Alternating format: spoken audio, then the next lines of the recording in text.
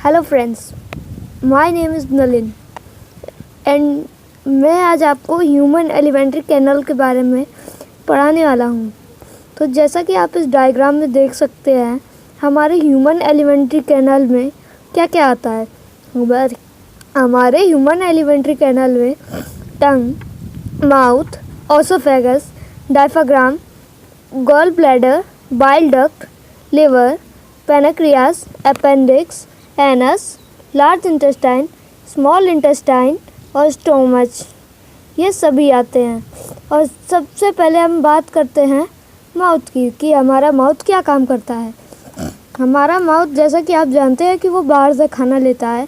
हमारा माउथ बाहर से खाना लेता है और फिर हमारी आई अब टीथ की बारी। तो टीथ क्या करता है, खाने को चबाता है और फिर सेलिवरी, और फिर टीथ के बाद आई अब टंग की बारी। तो टंग क्या करता है, उस खाने को सेलिवरी ग्लैंड तक पुश कर देता है। सेलिवरी ग्लैंड, जैसे मैं आपको बता देता हूँ, ये टंग दिख रहा है, उससे थोड़े उसी के पास में सेलिवरी ग्लैंड होता है, जो कि जिसके के अंदर सलाइवा रहता है। सलाइवा के अंदर म्यूकस स्टार्च के फॉर्म में होता है, ग्लूकोज और शुगर। उसके अंदर म्यूकस भी होता है और स्टार्च के फॉर्म में ग्लूकोज और शुगर भी होता है, ठीक है। और फिर आते हैं हम ओसोफेगस पे। ओसोफेगस आप देख सकते हैं, वो जो पतली सी लाइन है पाइप जैसी, उसे ओसोफेगस बोलते हैं। वो क्या करता है, माउथ का से जो फूड लिया हुआ होता है वो स्टोमच तक पहुंचाता है और उस मूवमेंट को हम बोलते हैं गैस्ट्रिक मूवमेंट, ठीक है। फिर स्टोमच, फिर अब हम पहुंच गए हैं स्टोमच तक। तो स्टोमच क्या करता है, स्टोमच हमारे खाने को पचाता है, ये तो आप जानते ही हैं। लेकिन आज मैं उसमें आपको एक नई चीज़ बताने वाला हूँ। स्टोमच के अंदर होता है एक गैस्ट्रिक ग्लैंड। गैस्ट्रिक ग्लैंड के अंदर क्या होता है, गैस्ट्रिक जूस, ठीक है। और स्टोमच के अंदर पेप्सिन्स भी होता है, HCl भी होता है और म्यूकस भी होता है, ठीक है। और स्टोमच, ठीक है। तो अब हम कहाँ पहुँच चुके थे, स्टोमच तक, ठीक है। तो अब उसके अंदर होता है पेप्सिन्स, HCl और म्यूकस। HCl क्या होता है, हमारे पेट में जो एसिड पाया जाता है, यानी स्टोमक में जो एसिड पाया जाता है उसे HCl बोलते हैं, वो HCl होता है। और म्यूकस क्या करता है, जो भी आप खाना खाते हैं उस पर एक पतली सी लेयर चढ़ा देता है ताकि एसिड के कण ना आए उसमें, एसिड से वो खाना ख़राब नहीं हो।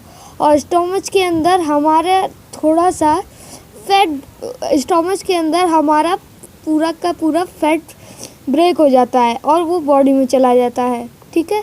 और फिर हम आगे पहुंचते हैं। तो पेप्सिन्स क्या करता है, एंजाइम को ब्रेक करता है, यानी प्रोटीन ब्रेक करता है। एंजाइम आप तो जानते ही होंगे, नहीं जानते हैं तो मैं आपको बता देता हूँ। एंजाइम वो चीज़ें होती है जो कि किसी भी प्रोसेस को फास्ट कर दे, उसे हम एंजाइम बोलते हैं, ठीक है। तो पेप्सिन एंजाइम ब्रेक करता है, ठीक है। और HCl, जो भी हमारा ये मूवमेंट होता है उसे एसिडिक बना देता है।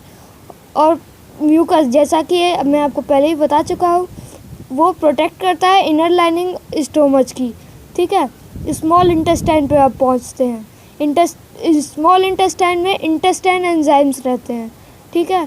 अब वो किस में कन्वर्ट करते हैं, कार्बोहाइड्रेट को कार्बोहाइड्रेट यानी ग्लूकोज में कन्वर्ट करते हैं। फैट यानी फैटी एसिड, प्रोटीन यानी प्रोटीन को अमीनो एसिड में, ठीक है। और स्मॉल इंटेस्टाइन में विली पाया जाता है।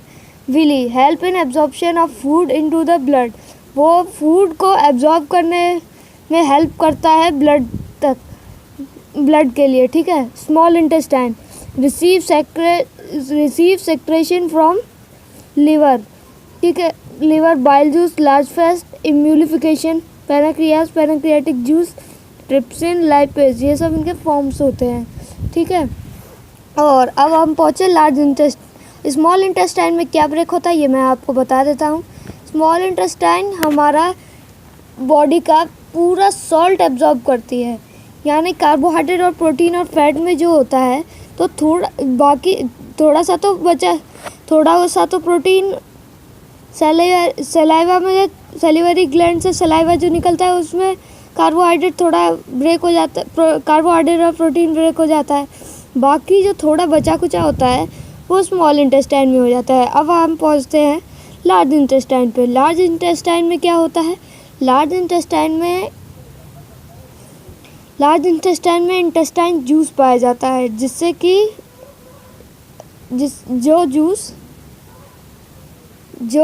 लार्ज इंटेस्टाइन जो जूस हमारे जो भी हम खाना खाते हैं उसमें से नमक और पानी एब्जॉर्ब करता है, और लास्ट में जो भी बचा कचा होता है, मतलब जो भी वेस्ट मटेरियल होता है, वो एक्सक्रिएट हो जाता है एनस से। ठीक है। सो अगर आपको ये वीडियो अच्छा लगे तो ही लाइक कीजिएगा, नहीं लगे तो मत लाइक कीजिएगा। So thank you.